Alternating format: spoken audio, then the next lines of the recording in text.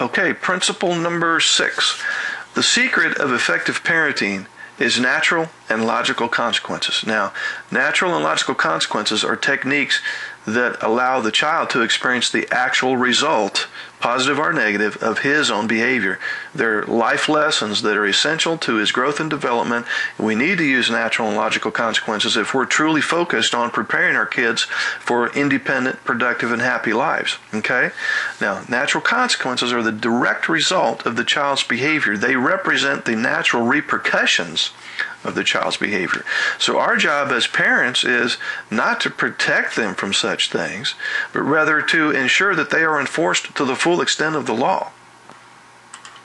Natural consequences are applicable in nearly all of the situations that we deal with in our children's lives. Let's use the example of school. If you don't do your homework and pay attention in class, the natural negative consequence is that you earn a failing grade. Conversely, if you do your homework and pay attention in class, you'll naturally earn good grades, graduate, get a good paying job, and so on. Now, I'm not suggesting that we just permit our children to fail in school, but I do hope that you get the meaning here. Let's look at another example. Let's say that your son has a Game Boy, and which is a video game thing, and during the course of an altercation, he gets angry and throws it on the floor. Well, what's the natural consequence? No more Game Boy, right? It's broken. So in this situation here, your son broke his Game Boy, so he no longer has it. And mom and dad are not going to replace it under any circumstances. So if he wants a Game Boy from this point on, he's going to have to save his money and buy it himself. Okay? And in doing so, he's going to learn two things. One, he's going to learn the natural consequence of losing his temper. And two, he's going to learn the cost and value of his possessions. Let's make a distinction here between logical consequences and natural consequences. We use logical consequences in those instances where the natural consequence would prove too time-consuming or damage the child's long-term development and success. We could use the example of curfew. Let's say that your child has a curfew of 10 p.m.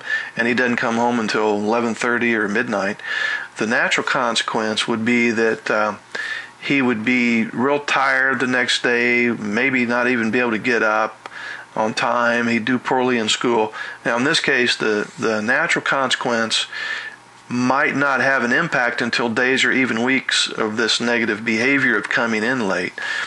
So rather than permitting our child's life to deteriorate to the point where the natural consequence would really pinch him, what we would do instead is put in place a logical consequence for this behavior. The logical consequence might be that for every moment he comes in late, he'll have to come in that much earlier the next night, or you could even say, if you're late this evening, then you don't go out at all tomorrow night.